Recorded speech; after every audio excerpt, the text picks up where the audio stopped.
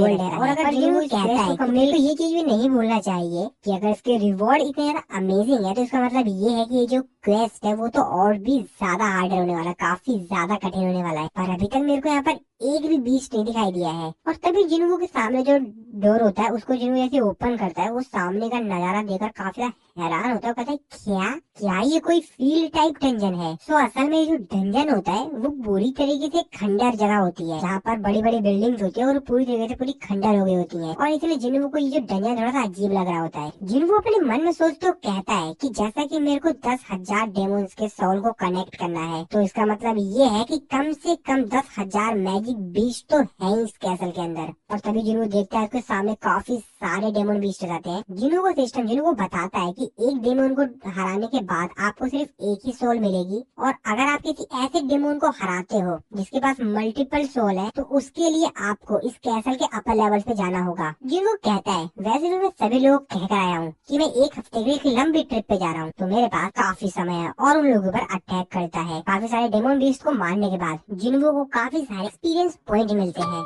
जिन्हों भी कहता है तो अब तो मजा आने वाला है। इसके बाद अगले सीन में हम लोग यूजिन और उसके फादर को देखते हैं। यूजिन अपने फादर के पास गिल्ड मास्टर का लाइसेंस और रेड के रिकॉर्ड्स लाकर उनको दिखाता है। उसके फादर उसे बोलते हैं अच्छा तो तुम गिल्ड मास्टर बनना चाहते हो। यूजिन उसको बताता है कि हाँ। यूजिन अपने मन में सोचते हुए कहता है कि मेरे को ये चीज समझ नहीं आती कि आखिरकार क्यों मेरे फादर मेरे और मेरे ब्रदर के बीच में किसी एक को डिसाइड नहीं कर पा रहे हैं। यूजिन अपने फादर से कहता है कि आपको ये बात पता ही होगी फादर कि हम गिल्ड मास्टर की पोजीशन किसी स्ट्रेंजर को नहीं दे सकते हैं। यूजिन के फादर कहते हैं कि बहुत हुआ, मैं तुमको यहाँ पर किसी से मिलाना चाहता हूँ। यूजिन हैरान होते कहता है क्या किसी से मिलाना चाहते हैं। तो असल में उस स्ट्राइक स्क्वाड का एक मेंबर था जो कि जिन्हों के साथ रेड गेट के अंदर गया हुआ था। तो वो यूजिन को बताता है कि उस दिन वहाँ पर एक यंग फीमेल हंटर आई थी जो कि एक स्कॉलर लग रही थी और साथ ही में सांगजिन वो भी आया था। यूजिन उससे उस फीमेल हंटर का नाम पूछता है तो उसको बताता है कि उसका नाम सॉन्ग ही था। जिसके बाद ये बंदा यहाँ पर यूजिन को बताता है कि उस दिन हमारे गिल्ड के जितने मेंबर्स थे, जितने लोग भी बच के वहां से सेफली बाहर आए थे रेड गेट से, उस सभी के सभी सांगजिन वू की वजह से हुआ था। क्योंकि हम लोगों को उस रेड गेट के अंदर सांगजिन वू ने बचाया था काफी सारे मॉन्स्टर से और उसी ने हमको वहां से बाहर भी निकाला था। तो फर्स्ट टाइम तो मैं कंफ्यूज था कि आखिरकार दो ही रैंकर हंटर्स हमारे ट्रेनिंग ग्राउंड पे क्या कर रहे हैं। लेकिन इस चीज का एहसास तो मेरे को बाद में हुआ रेड गेट के अंदर कि सांगजिन वो कितना ज्यादा पावरफुल है। जिसके बाद यूजिन के फादर यूजिन से कहते हैं यूजिन तुमको पता है कि मैं काफी स्किल हंटर्स को ढूंढ रहा हूँ। तो नेचुरली जब मैंने ये रूमर सुना कि एक हंटर जो कि ई रैंक का हंटर है उसने रेड गेट से बाहर निकलने में बाकी लोगों की मदद की तो मेरे को इसमें कुछ दिलचस्प लगा। जिसके बाद मेरे को ये सब कुछ पता चला और मेरे को तो ये चीज बिल्कुल भी विश्वास ही नहीं हो रहा था कि आखिरकार एक इंसान जो कि नॉर्मल हंटर है उसने किस तरीके से स्ट्राइक स्क्वाड के मेंबर्स को बाहर निकाला रेड गेट से। और मेरे को लगता है कि तुमने मेरे से नेगोशिएशन करने का गलत जिन चुन लिया है और ऐसा लगता है कि तुमको गिल्ड मास्टर का लाइसेंस ऑब्टेन करने में जिन्हों का बहुत ज्यादा बड़ा हाथ है। उसने तुम्हारी काफी ज्यादा मदद की है ना। ये सही बात है ना, जिसपे यूजिन भी मानता हाँ ये बात सही है। यूजिन अपने मन में सोच रहा होता है कि जैसा कि मैंने दूसरे हंटर से हेल्प लिया है तो मैं अपने ब्रदर से ज्यादा क्वालिफाई नहीं हूँ। तो मेरे को नहीं लगता कि मेरे फादर मेरे को गिल्ड मास्टर बनाएंगे। यूजिन के फादर उससे कह रहे हैं कि तुम क्या कुछ और कहना चाहोगे। जिसपे यूजिन अपने फादर से कहता है कि प्लीज मेरे को यूजिन गिल्ड को चलाना है। जिसपे उसके फादर कहते हैं हाँ चलो ठीक है। जिनकी बात सुनकर यूजिन तो काफी हैरान हो जाता है, क्या।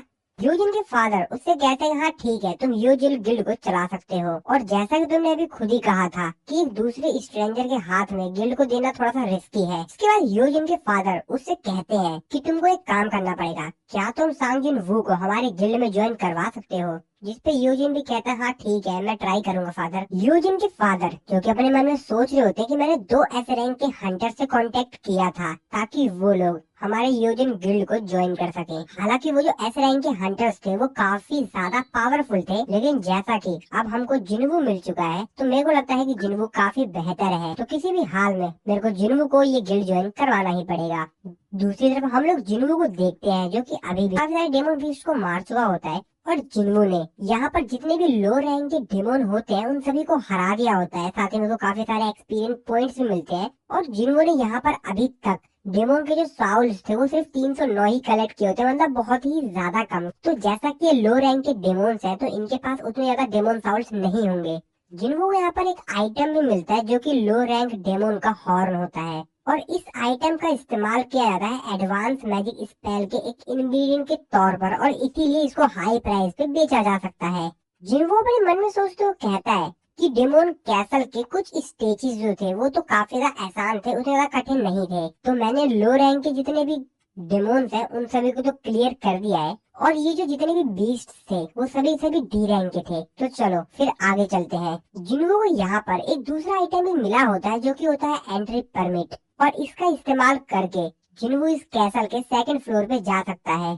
और यहाँ पर एक डिवाइनेशन सर्कल होता है जो कि आपको दो फ्लोर्स के बीच में इधर से उधर जाने को अलाउ करता है। जिन्हो अपने शैडो सोल्जर को बुलाता है ताकि वो यहाँ पर उसका काम आसान कर सके, और वो ऐसे ही करता है, वहाँ पर अपने शैडो सोल्जर को बुलाता है। तो जिन्हो ने यहाँ पर आइस बियर का जो लीडर था उसको बुलाता है और उसके ऊपर बैठ जाता है ताकि वो उसको सेकंड फ्लोर पे ले जा सके। लेकिन तभी जिन्हो सामने देखता है तो काफी सारे बीस्ट आ जाते हैं। जिन्हो उन लोगों से कुछ बोल पाता उससे पहले ही वो बीस्ट उसके ऊपर अटैक कर देते हैं। जिन्हो तो काफी ज्यादा डर जाता है कि उसका क्या होगा, लेकिन यहाँ पर जो शैडो सोल्जर होता है आइस बियर का लीडर, वो उल्टा ही उन बीस्ट को काफी ज्यादा तेजी से उड़ा के पटकता है और काफी ज्यादा वो लोग दूर चले जाते हैं। जिन्हो ये देख काफी हैरान होता है। वो कहता है कि तुमको अब से मैं टैंक कहूंगा। जिसके बाद जिन्हो उससे कहता है कि डिवाइनेशन सर्कल की तरफ चलो। दूसरी तरफ हम लोग वॉशिंगटन यूएस में the federal bureau of hunters association को देखते हैं। फेडरल ब्यूरो ऑफ हंटर का जो डिप्टी डायरेक्टर होता है वो अपने साथियों से पूछता है कि क्या ये वही है जिसकी तुम लोग बात कर रहे थे, क्या तुमने पता लगाया कि आखिरकार ये कौन है। जिस पर उसको बताया जाता है कि ये कह रहा है कि एक साउथ कोरिया का हंटर है। जिसपे डिप्टी डायरेक्टर से बोलता है कि आखिरकार एक कोरियन हंटर यहाँ पर क्या कर रहा है। उसको बताया जाता है कि इसने बताया कि आज से 10 साल पहले ये डंजन के अंदर फंस गया था जब एक गेट क्लोज हो गया था। ये काफी ज्यादा अजीब केस है।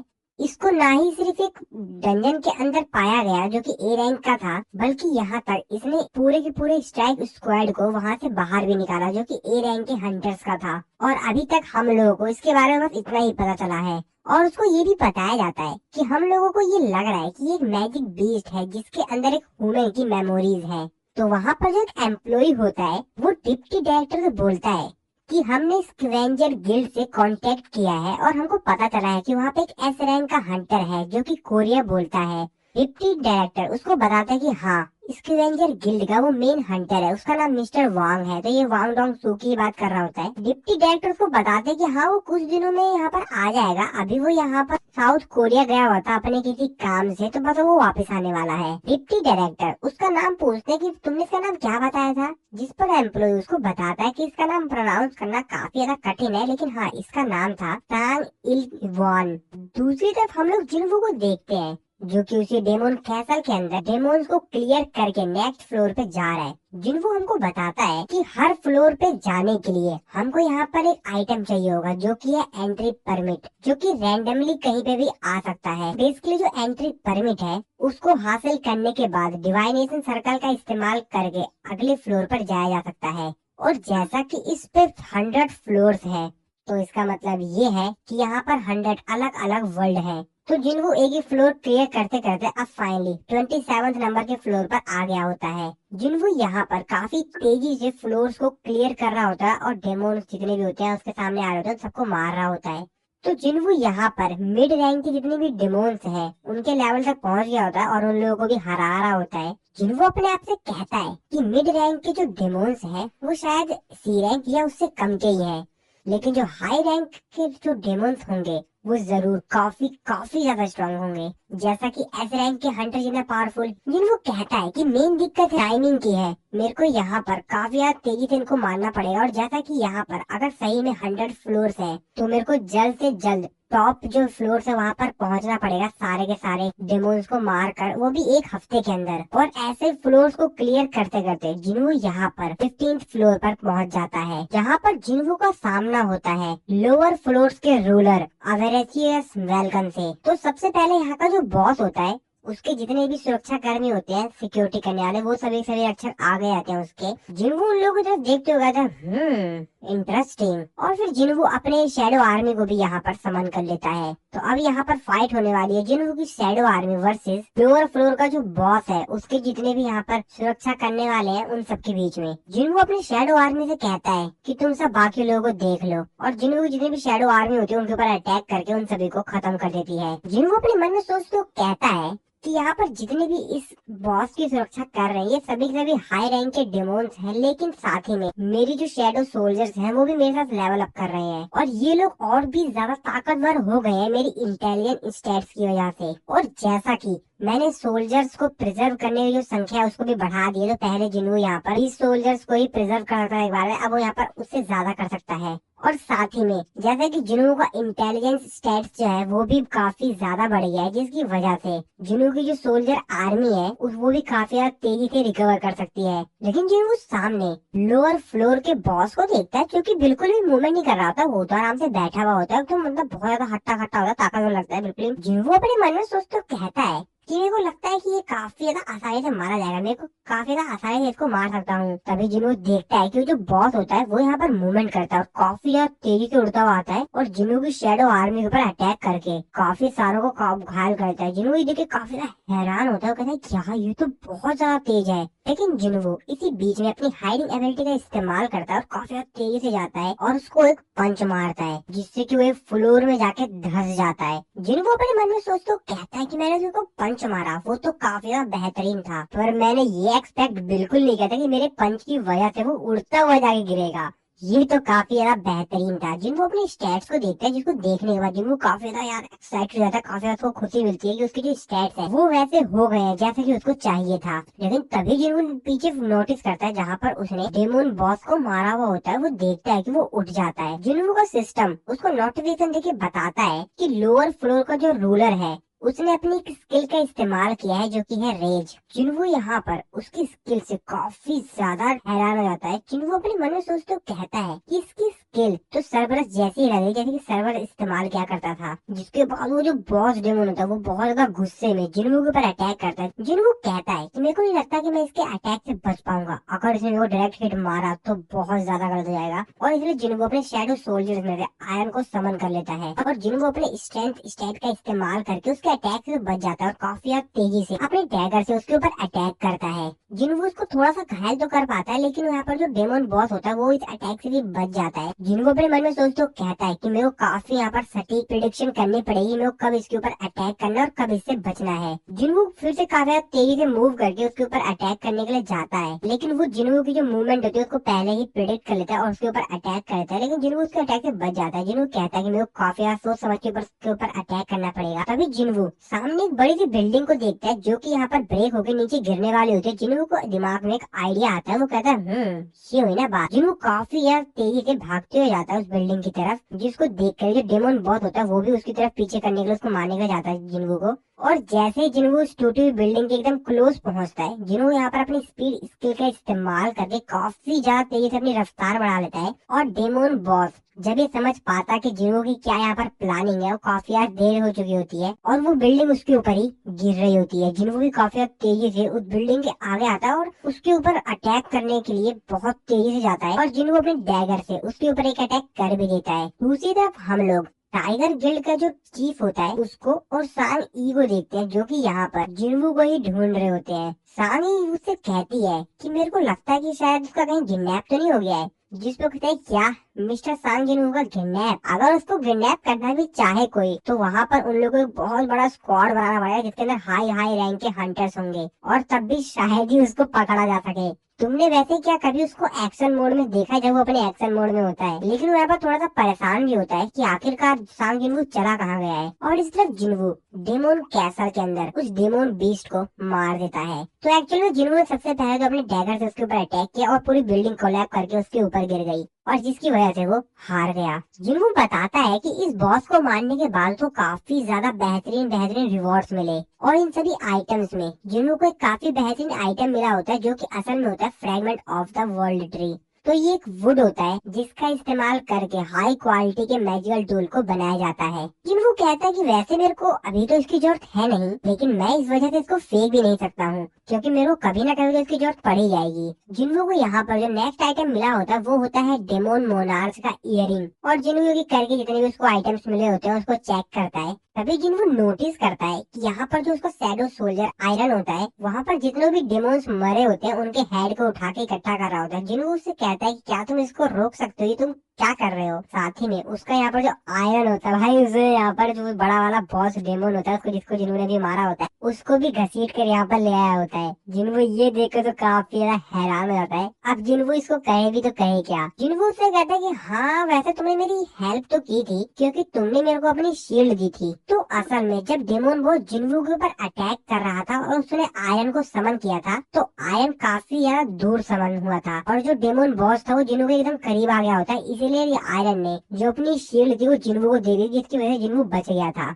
तभी यहाँ पर जो उसके शैडो सोल्जर में मेज होते हैं जिन्होंने उन लोगों को बताता है, उनको कहता है हाँ तुम लोग इधर आओ इधर आओ। और उन लोगों को अभी जो आइटम्स मिला होता है उनमें से आइटम इनको देते हुए कहता है ये लो इसका इस्तेमाल करो और सामने तुमको जो बिल्डिंग दिखाई जा रही है उसके ऊपर अटैक करो। शैडो मेज ऐसा ही करता है और सामने बिल्डिंग में बहुत बड़ा धमाका होता है और इस धमाके की वजह से सामने जिस बिल्डिंग के ऊपर शैडो मेज ने अटैक किया होता है पूरी बिल्डिंग ही डिस्ट्रॉय आती है, जिसको देखकर जिन्वू को तो काफी ज्यादा खुशी होती है। जिन्वू कहता है काफी ज्यादा बेहतरीन। दूसरी तरफ हम लोग वांग डोंग सू को देखते हैं जो कि उसी मैजिक बीस्ट से मिलने के लिए आया हुआ होता है। वो उससे बोलता है अच्छा तो तुम वही मैजिक बीस्ट हो जो कि इंसानों के साथ कम्युनिकेट करना जानते हो और तुम कोरियन लैंग्वेज भी बोल लेते हो। जिसपे वो उसको बोलता है कि पहले तो मेरी बात ध्यान से सुनो, मैंने पहले ही बोल दिया है कि मैं कोई बीस्ट नहीं हूँ और अगर तुमको मेरी आइडेंटिटी अजीब लग रही है तो तुम मेरा डीएनए टेस्ट करवा सकते हो। वांग डोंग सू से कहता है कि देखो जब भी कोई चीज गेट से बाहर आती है निकलती है तो हमको उस चीज के बारे में सावधानी रखनी चाहिए और ये हमको करना पड़ता है। वांग डोंग सू से कहता है कि मैं तुमको सजेस्ट करूंगा कि तुम मेरे साथ कॉर्पोरेट करो और उससे कहता है कि ठीक है जब तक कि मैं ये कंफर्म नहीं कर लेता हूँ कि तुम इंसान हो या बीस्ट हो तब तक तुम मेरे सारे सवालों का जवाब दो। जिसपे कहता है हाँ चलो ठीक है। वांग डोंग सू उससे बोलता है कि क्या तुम डंजन के अंदर मर गए थे, मतलब तुम डंजन के अंदर 10 साल तक कैसे सरवाइव किए।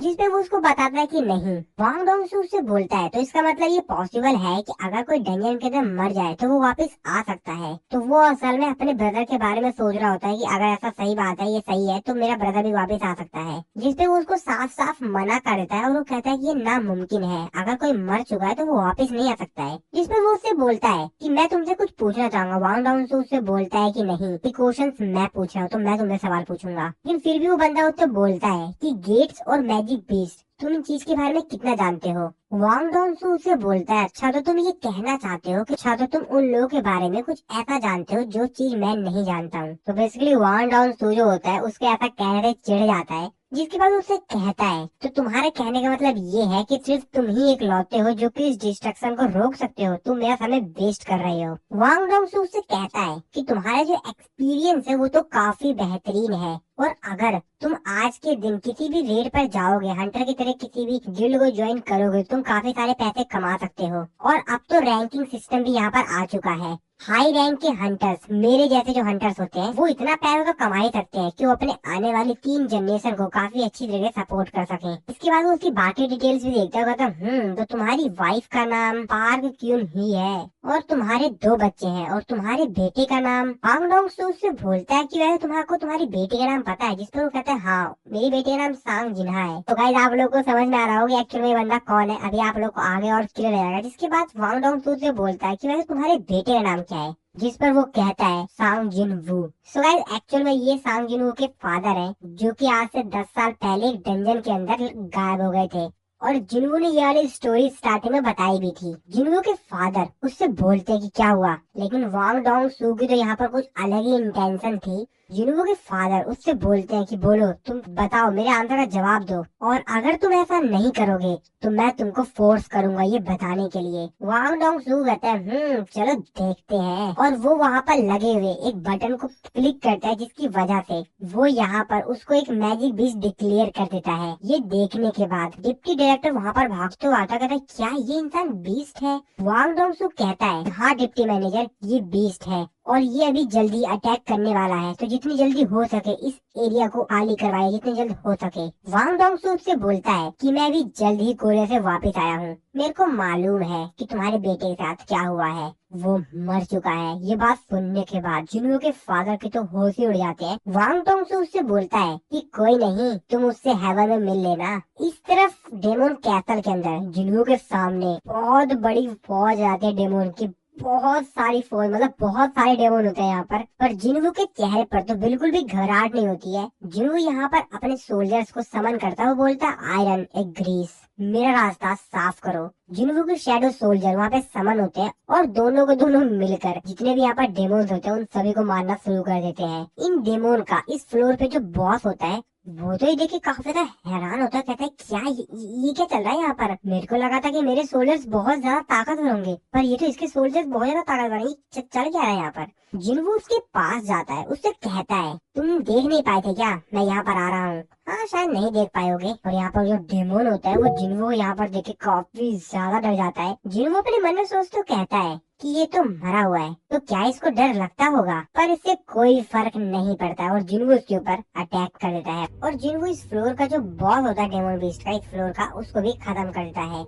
जिन्हू को काफी सारे आइटम्स और रिवॉर्ड मिलते हैं यहाँ पर। तो जिन्हू को यहाँ पर स्प्रिंग वाटर मिलता है, साथ ही में उसको 2 लाख एक्सपीरियंस पॉइंट भी मिलते हैं और भी काफी सारी चीजें मिलती है जिन्हों को यहाँ पर। जिन्हों ने यहाँ पर जितने भी डेमन बीस्ट को मारा हुआ होता है वो उनकी बॉडी ऊपर बैठा हुआ होता है और सोच रहा होता है कि इनका जो बॉस था वो मेरे तुलना में काफी सारे बीस्ट को समन कर सकता था, मैं तो बस थोड़े बहुत बीस्ट को यहाँ पर समन कर सकता हूँ अपने शैडो सोल्जर्स में से, लेकिन वो यहाँ पर काफी सारों को समन कर सकता था। तो क्या मैं इसकी मैजिकल पावर को, इसकी जो एबिलिटीज है डेमन बीस्ट को समन करने की, क्या मैं उसको अब्सॉर्ब कर सकता हूँ? और इसीलिए जिन्हू ये सोच रहा होता है कि क्या मैं इसको शैडो सोल्जर बना सकता हूँ अपना। तो जिन्हू ऐसा ट्राई करता है, पे एम करता है और उसको अपना शैडो सोल्जर बनाने की कोशिश करता है, लेकिन जिन्हू का सिस्टम उसको मना कर देता है और कहता है कि तुम इस टारगेट को अपना शैडो सोल्जर नहीं बना सकते हो। जिन्हू को भी ये पता नहीं होता कि आखिर क्यों वो इन डेमोन्स के शैडो सोल्जर को एक्सट्रैक्ट नहीं कर पा रहा है। वहाँ पे जो आसपास में डेमोन्स बीस्ट्स होते हैं जिन्हू उनके ऊपर भी ट्राई करता है बट वो नहीं हो पाता है। और जिन्हू को यहाँ पर एक और आइटम मिला हुआ होता है।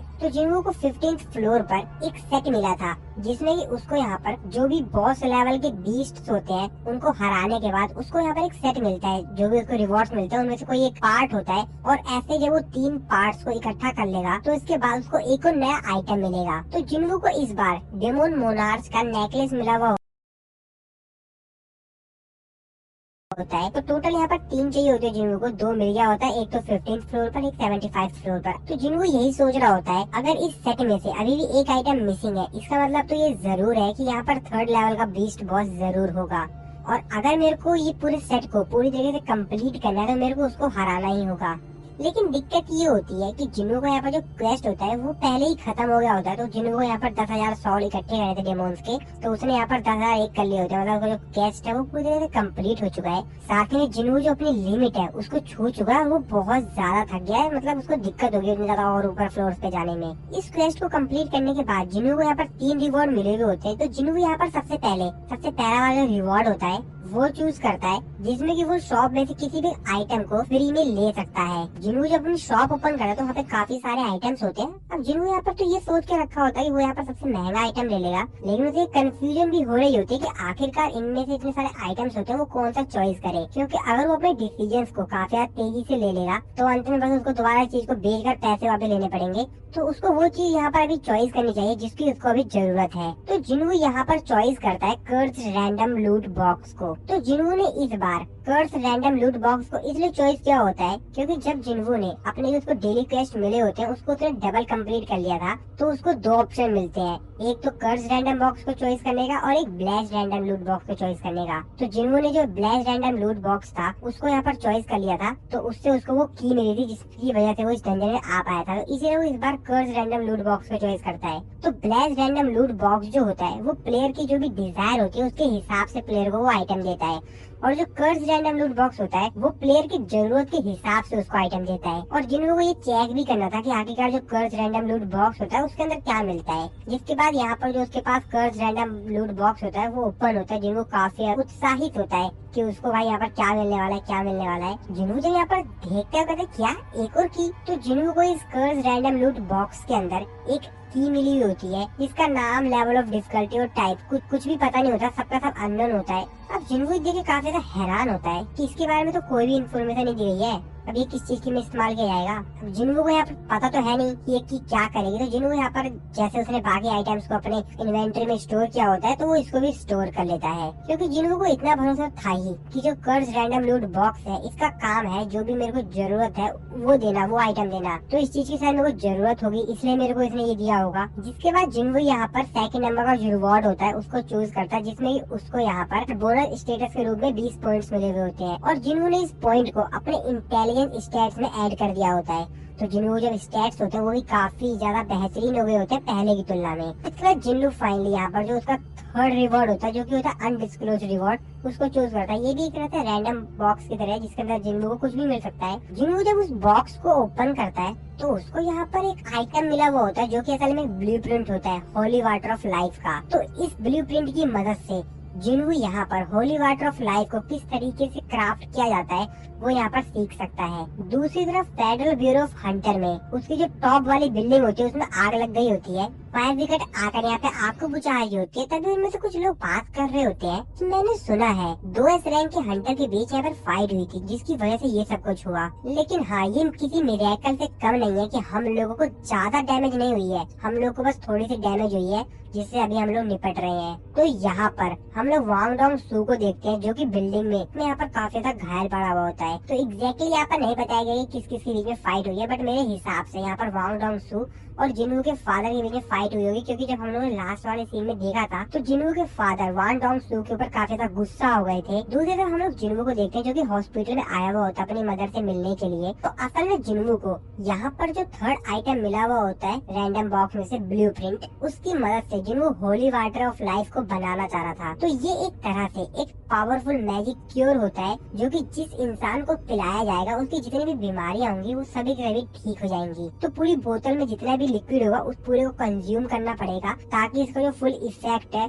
वो उस इंसान के ऊपर हो सके। तो असल में जिन्नू इस आइटम की मदद से अपनी मदर को ठीक करना चाह रहा था ताकि Jinnu holy water of life को पूरी तरीके से कंप्लीट बना ले एंड उसके बाद अपनी मॉम को ये पिला दे, जिसकी वजह से उसकी मॉम की जितनी भी बीमारियां हैं वो खत्म हो जाए और उसकी मॉम ठीक हो जाए। पर टोटल 3 आइटम चाहिए होते हैं इस चीज को बनाने के लिए, और इसमें से जिन्नू के पास 2 आइटम होते हैं, थर्ड आइटम नहीं होता है। तो बेसिकली जिसमें पहला आइटम होता है वो होता है fragment from the world tree, जो कि जिन्नू को 15th फ्लोर पे मिला था जब उसने वेलकन को हराया था। दूसरी चीज चाहिए थी spring water from forest of echoes, तो वो भी जिन्नू को 75th फ्लोर पे मिल गया था जब उसने मेटस को हराया था। हालांकि जिन्नू को मालूम था कि उसको जो थर्ड आइटम है वो कहाँ मिलेगा, डेमन कैसल के जो टॉप फ्लोर है वहाँ पर जो फाइनल बॉस है उसको हराने के बाद जिन्नू को यहाँ पर जो थर्ड आइटम चाहिए होगा उसको इस होली वाटर ऑफ लाइफ को बनाने के लिए उसको वहाँ पर मिल जाएगा। तो अगर मैं डेमन कैसल को पूरी तरीके से क्लियर कर दूं, यानी जितने भी उसमें 100 फ्लोर है उन सभी को क्लियर कर दूं, तो उसके बाद मेरे को सारे इंग्रेडिएंट जो भी जरूरत है होली वाटर ऑफ लाइफ को बनाने के लिए वो मेरे को मिल जाएंगे। तो जिन्नू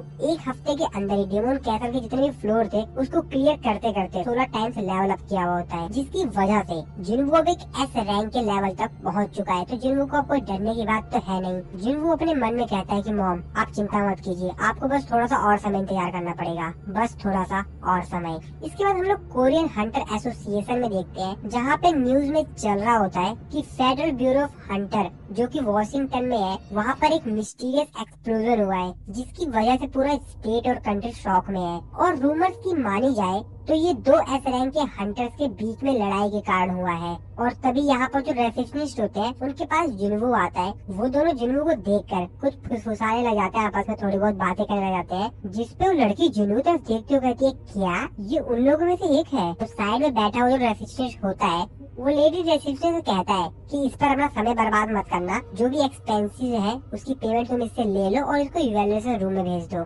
जिसपे जो मेल रिसेप्शनिस्ट होता है वो कहता है इसका नाम क्या है, और जैसे वो नाम पढ़ रहा है कहता है क्या इसका नाम। जिसके बाद तुरंत वो मिस्टर बेग को फोन लगाता है और उनसे बोलता है आपने जो मेरे को उस दिन के हंटर के बारे में बताया था वो यहाँ पर आ गया है। जिसकी बात सुन के मिस्टर बेग कहते हो तो वो यहाँ पर आ गया है। रेसेप्शनिस्ट को बताता है कि हाँ उसने जस्ट अभी अभी एप्लीकेशन सबमिट किया है और वो वहाँ पर आ रहा है।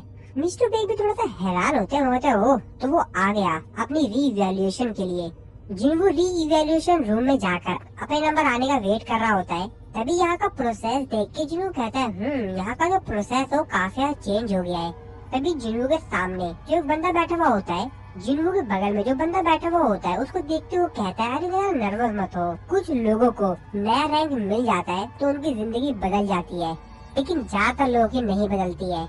यहाँ तक कि उन लोगों को देखो सामने वहाँ पे जितने भी हंटर्स दिखाई दे रहे हैं वो डी रैंक के हंटर्स हैं। उन लोगों देखो एजेंट्स बात कर रहे हैं, जिन्होंने कहते हैं एजेंट्स, जिसको बंदा जिनको बताता है कि हाँ वो अलग अलग गिल्ड से आए हैं। वैसे वो कुछ ही लोगों को चुनते हैं तो वो यहाँ पर आकर इंतजार करते हैं ताकि वो लोग जो नए इवेल्यूएटेड हंटर्स हैं उनको रिक्रूट कर सके। और सही बताऊं तो इन लोगों से या इन प्रकार के जो गिल्ड्स होते हैं उनसे दूरी रहना सही है, क्योंकि मैंने सुना है जो स्मॉल गिल्ड्स होते हैं वो काफी ज्यादा डेंजरस रेट पे जाते हैं, जिससे कि एक्सीडेंट होने के जो चांसेस जो बहुत ही ज्यादा बढ़ जाते हैं। जिसकी बात सुन के जिन्वो अपने मन में सोच रहा होता है कि थोड़े समय पहले मेरे साथ भी कुछ ऐसा ही था। और री इवेल्युएशन करने वाली जो लेडी होती है वो नेक्स्ट एप्लीकेंट को